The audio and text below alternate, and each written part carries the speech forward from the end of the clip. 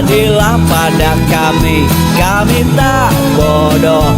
Meski memang kami tak pandai, tapi kami berjanji akan tetap mengkritik sesuai isi hati.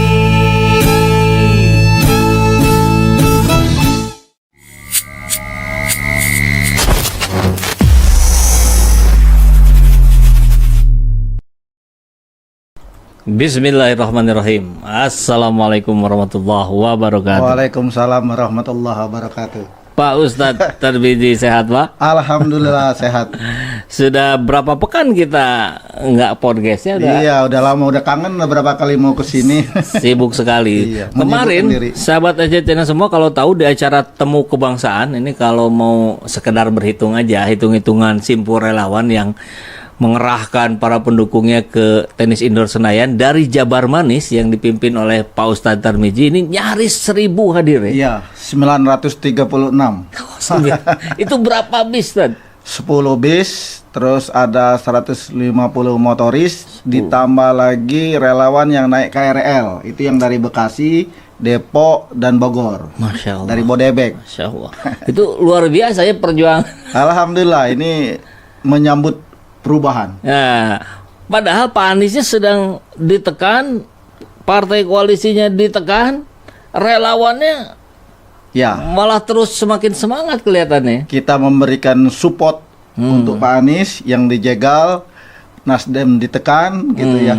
Partai Demokrat juga dalam ancaman dijegal gitu ya. Betul. Ya, terus PKS juga dijanjikan dengan materi dan menteri gitu ya. Materi dan menteri gitu ya. Oke. Tapi semua tiga partai ini luar biasa. Tidak goyah mereka. Masya Allah. Mungkin ini karena kesamaan frame yang sudah dibangun dari awal, ada ketulusan yang sama terbangun, ya, niat yang tulus, sehingga godaan apapun yang kalau dalam perhitungan duniawi mungkin sudah harusnya melenakan, tapi ternyata tidak gitu ya. Kita ini sudah hampir 78 tahun. Jadi Pak Anies ini hadir dalam rangka meluruskan jalan, menghadirkan keadilan. Bayangkan 78 tahun merdeka, janji kemerdekaan itu belum terwujud. Maka isu perubahan yang dibawa oleh Pak Anies itu adalah sangat tepat, yang sangat dinanti-nanti oleh masyarakat Indonesia. Dan kenapa beliau dijegal? Kalau kita lihat, satu-satunya calon presiden yang membawa angin segar bagi seluruh rakyat Indonesia itu ya Pak Anies. Betul. Ya, dengan berbagai narasinya, gagasan yang disampaikan ke publik, mencerdaskan ya. Betul. Oke, baik. Tapi ini yang akan kita bahas adalah, kita sudah buat thumbnailnya. Ini lupa tadi belum disiapin ya. Nanti sebentar. Kita geser-geser dulu. Oke. Iya, oke. Kayaknya kita harus agak bergeser sedikit ke samping tadi nih. Siap. Nah, biar kelihatan ke sebelah sana. Ke sana. Siap. Dikit lagi Tad. Sip. Dikit lagi ya. Oke. Mantap. Iya, jadi ini yang kelihatan. Nasdem ditekan. Tapi Jokowi dan LBP malah yang terancam di penjara. Ini tulisan dari Pak Ustadz Tarmizi di Hari Radar. ini belum dimuat. Ini belum dimuat. Emang ada dua tulisan yang akan kita bahas. Yang satu tentang mafia, ya.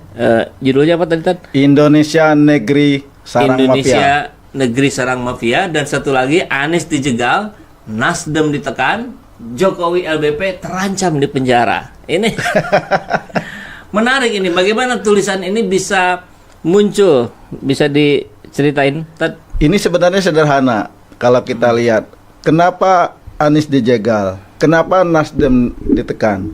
Katanya Anies menurut survei itu nomor 3. Yang nomor 2 kan, nomor 1, nomor 2 kan Prabowo dan Ganjar, atau Ganjar Prabowo. Lah, kalau memang benar Anies nomor 3, ngapain dijegal? Ngapain juga Nasdem ditekan kan? Nah, ini menunjukkan bahwa survei yang sesungguhnya itu bukan Anies nomor 3 ini, jangan-jangan gitu kan. Ini ada apa sebenarnya? Bahkan kalau kita lihat sekarang sudah mengarah kepada upaya untuk melakukan politisasi terhadap Nasdem.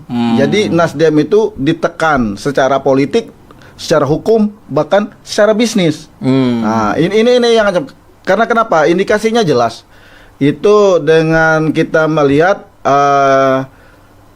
Johnny G. Plate, Ya. Sekjen Nasdem yang kemarin Menkominfo, itu kan dijerat, Betul. dijadikan tersangka. Dan ini kan cepat sekali. Kalau kita bandingkan dengan kasus Gibran dan Kaisang yang tidak terungkap, Harun Masiku yang tidak tertangkap, bandingkan dengan Johnny G. Plate.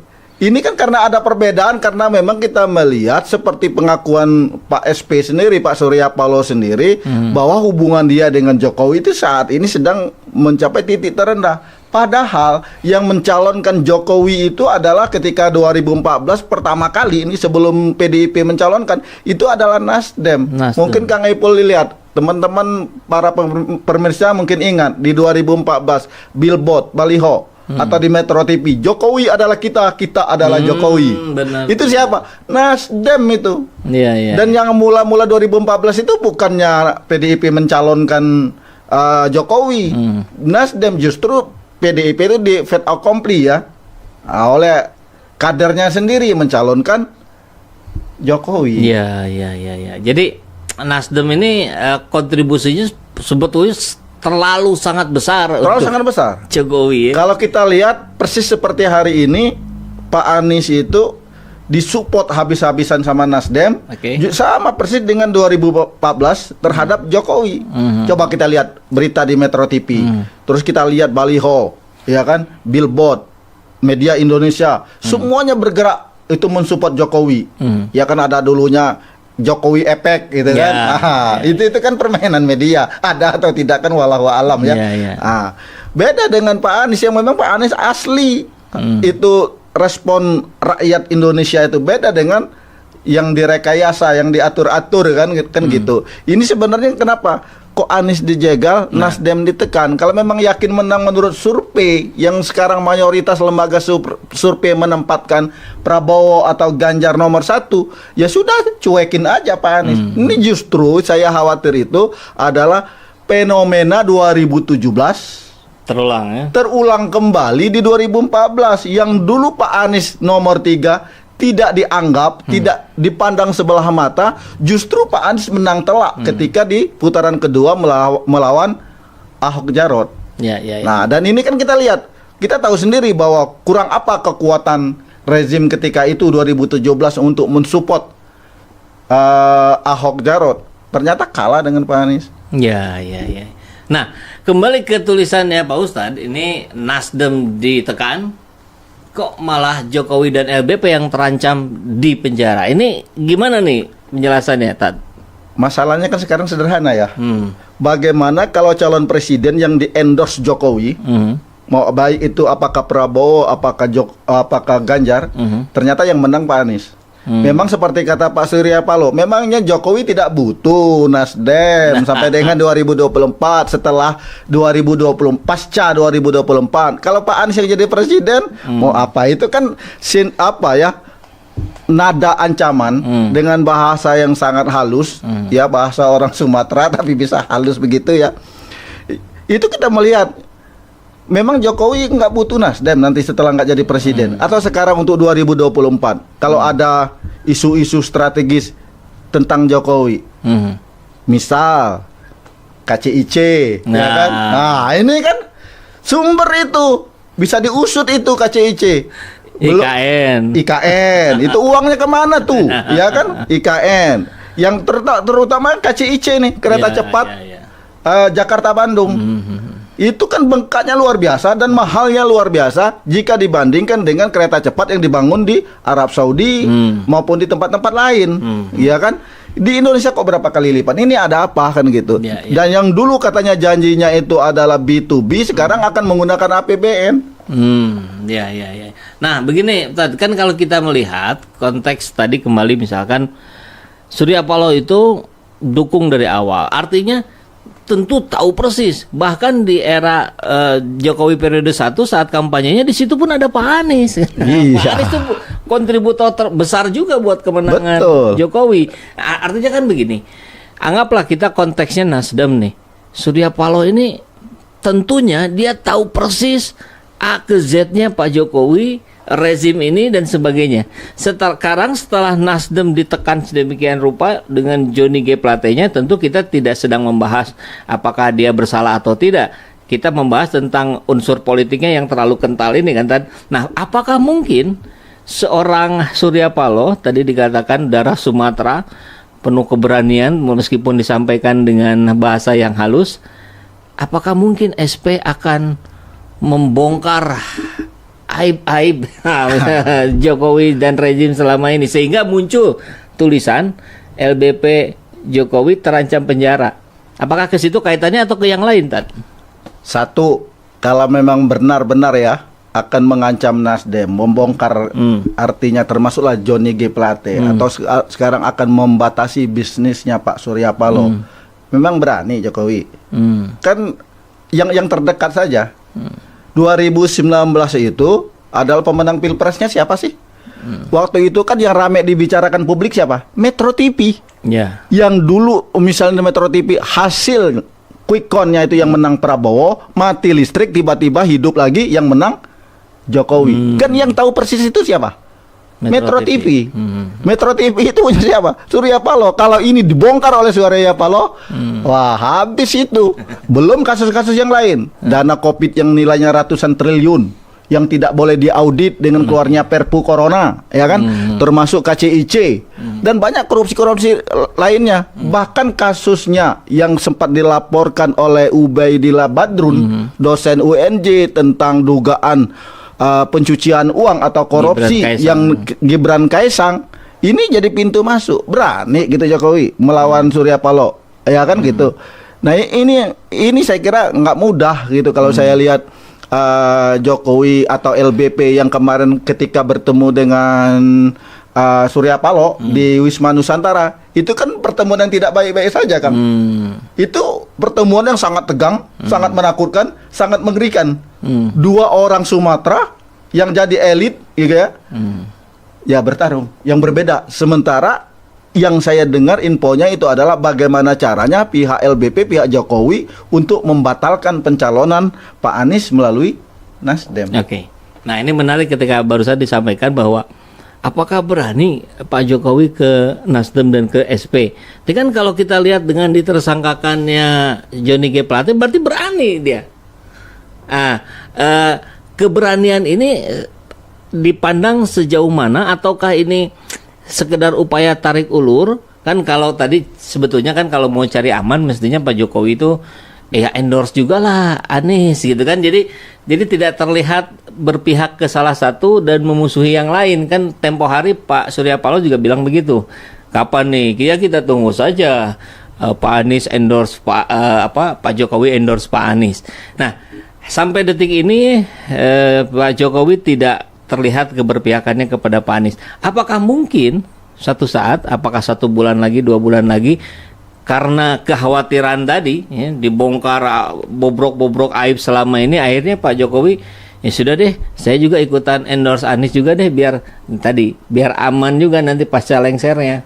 Gimana pandangan Pak Ustadz? Saya kira Jokowi perlu meniru Profesor Dr. B.J. Habibie dan SBY. Dulu ketika B.J. Habibie berhenti sebagai presiden dan tidak mencalonkan kembali, yang terpilih itu adalah Gus Dur, benar-benar Habibie seperti negarawan sejati. Dan ini dilakukan juga oleh SBY di 2014, tidak ikut cawe-cawe.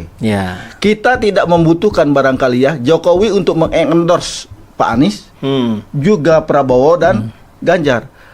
Berlakulah sebagai seorang negarawan yang sejati, yaitu tidak berpihak kepada siapapun. Yang ideal tuh yang memang nggak usah endorse ketiganya. Gitu ya, biarkan saja. Betul. Kalau mengendorse salah satu dari 3 atau 2 dari 3, ini membuktikan bahwa ada apa-apanya dengan rezim Jokowi hari ini. Kan publik bisa berspekulasi. Kenapa sih kok ngotot banget gitu dengan mendukung Ganjar atau dengan mendukung Prabowo? Atau jangan-jangan Prabowo juga hanya di PHP. Kemarin kan sempat di PHP kan ya gitu. Saya nggak yakin itu. Kan kemarin itu sudah bulat PDIP mendukung Ganjar dengan manuver-manuver koalisi besar. Ternyata koalisi besar ini sempat menakut-nakuti ya menakut-nakuti dan takut beneran ternyata Ganjar yang jadi kan. Oke. Ya itu kalau kita lihat, saya khawatir nih Prabowo nih yang kemarin katanya Gibran mendukung ya, mendukung Prabowo. Saya khawatir ya, kecurigaan saya ini PHP lagi. Yang kesekian kali. Yang kesekian kalinya. Nah, tapi kalau kita geser sedikit pada tulisan Pak Ustadz yang sudah dimunculkan di radar aktual, ini ngeri juga judulnya ini. Indonesia Negeri Para Mafia.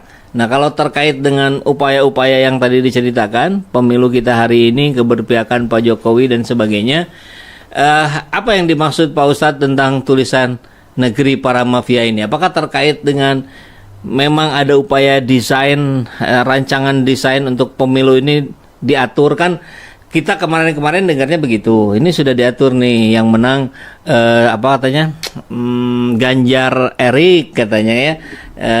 Terus dua ini coba dipasangkan dan sebagainya. Apakah terkait itu kah, atau tulisan ini lebih mengarah kemana, Pak Ustadz? Ya sebenarnya bumbu-bumbu saja sih kalau ada mafia lain, mafia polisi Sambo sehingga mengungkap Sambo, semua gitu ya kan. Ada apa sebenarnya dengan Sambo? Ini kan hanya rumor-rumor yang memang tidak selesai, termasuk masalah mafia terorisme ya kan. Ada apa dengan ACT kan gitu. Uang ACT yang sampai hari ini kita tidak tahu dikemanain ya kan, itu kan disita oleh aparat keamanan. Ya kan. Nah dan yang mengkhawatirkan lagi itu adalah mafia pemilu. Oke. Jadi mafia pemilu ini didukung oleh lembaga survei bahwa partai tertentu elektabilitasnya sekian, selalu 3 besar. Partai pendukung Anies itu selalu jeblok, ya kan gitu. Ini termasuk dengan calon presiden lembaga survei. Saya menduga ini adalah bagian dari mafia pemilu. Oke. Yaitu untuk men-setting itu opini di publik bahwa memang orang ini loh yang akan jadi presiden. Ketika terjadi pencoblosan 14 Februari nanti, hasil quick count tidak akan jauh berbeda dari hasil survei. Ya, jadi mirip yang kemarin-kemarin lah ya. Betul, lagi mirip-mirip dengan kemarin-kemarin. Nah ini kan mafia pemilu nih, belum termasuk ngatur siapa yang bisa lolos untuk jadi calon presiden, siapa yang bisa lolos untuk jadi anggota legislatif. Ini kan sudah diskenariokan semua. Dan ini kan aneh kan gitu. Jadi ketika misalnya partai tertentu melakukan blunder, kok elektabilitasnya justru bukannya turun, malah naik kan gitu. Padahal ini kan sangat santer. Kita lihat ini ada apa? Ini kita curiga ya, ini mafia pemilu. Jadi intinya itu adalah pemilu itu sudah disetting, sudah diatur oleh kelompok tertentu, yang kelompok yang sangat jahat itu ya terhadap kedaulatan negara kita, yang dulu kedaulatan ada di tangan rakyat dan hari ini kedaulatan sudah berada di partai politik. Ini kan menyalahi. Jadi sekarang kan gimana? Semuanya kan partai politik yang mengatur siapa yang bisa maju sebagai calon presiden, siapa yang tidak bisa maju, termasuk dengan calon anggota legislatif, siapa yang bisa maju, siapa yang tidak bisa maju, bahkan ada mahar tertentu kalau ingin dapat nomor urut jadi dan lain sebagainya ya kan gitu. Ini kan mafia. Dan itu kita sudah dengar juga, misalnya ada seorang caleg gitu ya, promosinya atau sosialisasinya biasa-biasa saja, tapi dia terpilih. Nah ini ada kong kali kong di mana ini? Ini kan yang harus diteliti dan itu jadi calonnya gitu.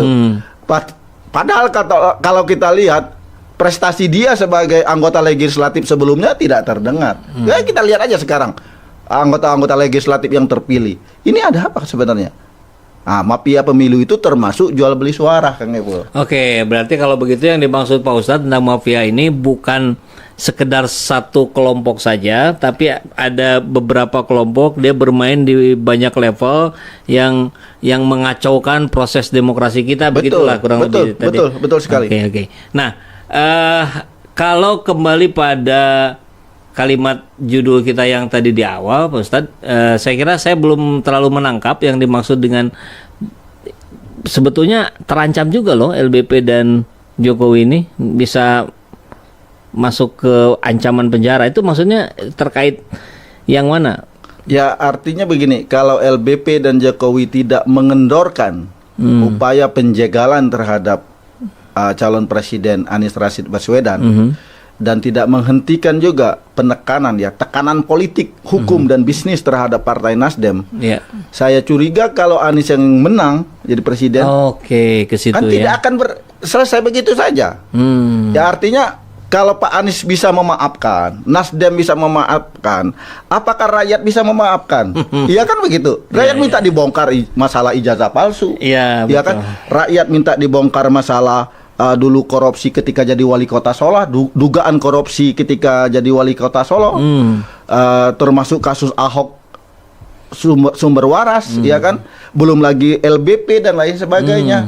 Ini kan banyak kasus nih kalau dibongkar nih. Jadi saya khawatir kenapa Pak Anies ini yang tidak bisa diajak berkompromi oleh pihak tertentu. Untuk kita ambil contoh lah kasus reklamasi, Pak Anies yang begitu berani menutup pulau reklamasi, dan ini membuat ketar-ketir pihak yang di belakang sebelah gitu loh, yang berupaya untuk menjegal Pak Anies, gitu, menghalang-halangi Pak Anies. Bagaimana caranya? Ya salah satunya itu dengan Nasdem yang paling bisa. Sekarang tinggal di Demokrat. Demokrat juga agak kecil kemungkinan bisa dijegal di Mahkamah Agung. Oke, baik. Kita coba lihat dulu nih yang sudah masuk nih. Dari Tasik hadir, Bandung hadir. Tolong Ponpes Al Zaitun diawasi. Wah, ini di luar topik yang kita bahas, tapi nggak apa-apa, nanti ya di kesempatan lain kita coba bahas. Rezim ketakutan jika Anies presiden, katanya. Lembang nyimak, salah tetap salah siapapun orangnya meskipun menghasilkan manfaat, hukum wajib berlaku, keadilan. Cikarang hadir, ini yang ditakuti Jokowi kalau sampai Pak Anies jadi presiden, harus diperiksa. Muhammad Solihin, apa ini rekan kita mungkin ya? Pak Solihin, beda nama itu. MS Solihin kali ya. Jokowi dan antek-anteknya harus diusut tuntas selama kepemimpinannya adalah penggunaan anggaran termasuk kebijakan-kebijakan yang merugikan rakyat. Ya sebetulnya sih siapapun yang memimpin nanti, kalau ada persoalan, kalau ada kecurigaan, ya tentu harus diperiksa kan, begitu ya. Artinya begini, kita berharap adanya penegakan hukum itu tidak tebang pilih kan, betul, gitu. Nah, betul. Kan ya tentu kita lihat sendiri hari ini Johnny G. Plate begitu mudah ditersangkakan. Nah, tapi yang lain-lain tidak gitu. Betul. Kemudian misalkan teman-teman dari Syahganda Nenggolan, Jumur Hidayat begitu cepat kena undang-undang ITE. Tapi ada Armando yang sudah berkali-kali dilaporkan tidak jelas juntrungnya. Nah, sebetulnya harapan rakyat itu adalah ya nggak macam-macam. Tinggal rakyat tuh pengen yang baik-baik saja, tenang-tenang saja, adil kan. Nah, tapi fakta membuktikan hari ini semuanya serba tidak jelas gitu. Yang ini diusut cepat, yang ini tidak diusut, yang ini langsung ditersangkakan, yang ini enak-enakan kemana-mana. Nah, untuk menutup diskusi kita siang hari ini, Pak Ustadz, kira-kira bagaimana menyikapi respon itu, sekaligus kira-kira closing statementnya apa yang mau disampaikan? Kita tidak dalam kapasitas membela Johnny G. Plate karena Nasdem mendukung Anies. Tidak. Tapi kita adalah minta perlakuan hukum yang sama. Ya. Itu yang kita minta. Kenapa misalnya kasus Gibran dan Kaesang yang tidak terungkap, bahkan Harun Masiku tidak tertangkap. Ya kan? Kasus Gibran Kaesang itu kan masalah yang jadi aneh itu 7,9 miliar putus tuntutannya. Tapi kenapa keluar putusan Mahkamah Agungnya ganti ruginya 78 miliar? Ini kan ada apa? Ini kan harus diungkap, harus fair, harus adil kan juga. Jadi tidak tebang pilih dan tidak pilih tebang. Ini kan hukum saat ini yang berlakukan tebang pilih dan pilih tebang. Kita tidak dalam kapasitas membela Nasdem karena Nasdem membela mendukung Anies Rashid Baswedan. Tapi kita minta perlakuan hukum yang sama. Ya kan, jangan sampai hukum itu hanya tajam ke lawan, tumpul ke kawan, kan gitu. Ayo silakan lakukan itu, kan gitu. Kan gampang katanya ada partai tertentu yang terlibat, ya kan gitu. Katanya partainya PDIP pula. Itu kan ada dugaan sampai sekjen sebuah partai sampai mencret-mencret kan gitu. Mencret yang kabur mau ditangkap KPK kan. Bahkan malah penyelidik KPK-nya yang diamankan. Ini kan aneh. Nah, ayolah sama-sama gitu kan. Adil lah, fair lah gitu. Jangan terhadap lawan politik saja yang tajamnya. Rakyat juga ingin melihat gitu. Tajam juga ternyata ke kawan kan gitu.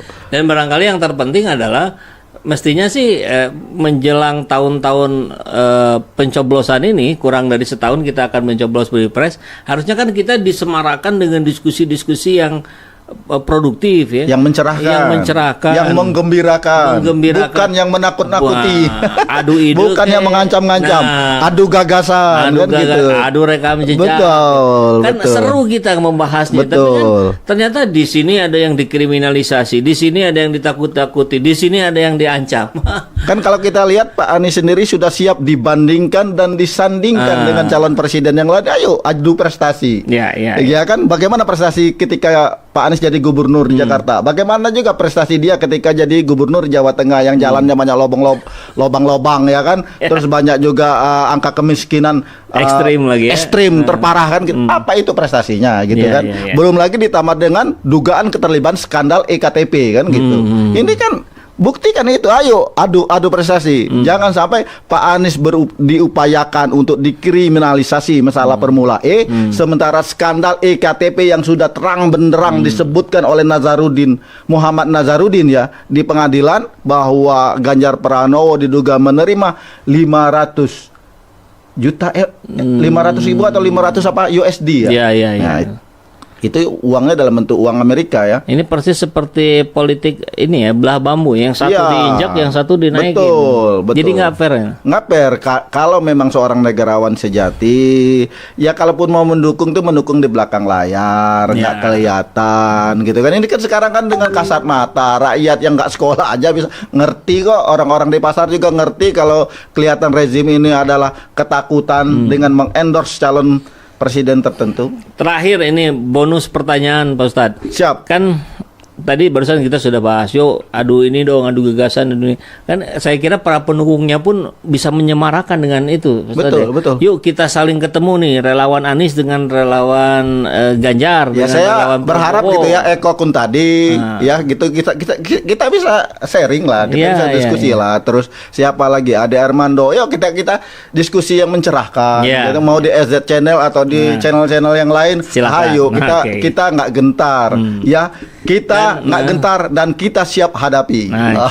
Dan perlu sahabat SZ ketahui, kita sudah pernah melakukannya dengan Noel. Ya. Tapi waktu itu Noel masih jadi Ganjar Mania. Ya, Ganjar Mania. Ganjar Mania. Kan sekarang udah geser jadi Prabowo Mania ya. Dan tempo hari kita bisa melakukannya dengan baik-baik saja gitu ya, tidak ada baku hantam dan tidak menutup kemungkinan jika Noel jadi mendukung Anies kan. Kalau ternyata Prabowo malah merapat ke sebelah kan gitu. Betul. Nah, dan satu lagi informasi perlu kita sampaikan juga. Pak Ustadz ini juga punya nomornya siapa Eko Kuntadi. Sudah di WA, sudah diajak.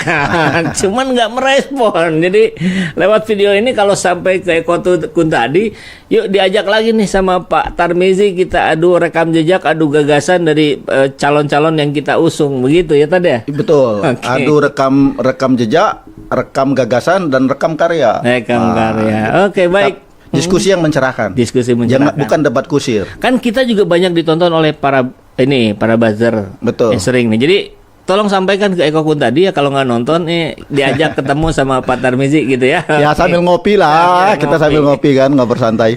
Baik, terima kasih banyak Pak Ustadz. Sama-sama Kang Ebul. Ini insya Allah mencerahkan, membuat pendidikan politik juga buat sahabat SZ Channel semua. Mudah-mudahan besok lusa kita bisa sampaikan yang sama mencerahkannya, sama memberikan pemahaman kepada rakyat. Baik, mudah-mudahan bermanfaat. Assalamualaikum warahmatullahi wabarakatuh. Waalaikumsalam warahmatullahi wabarakatuh.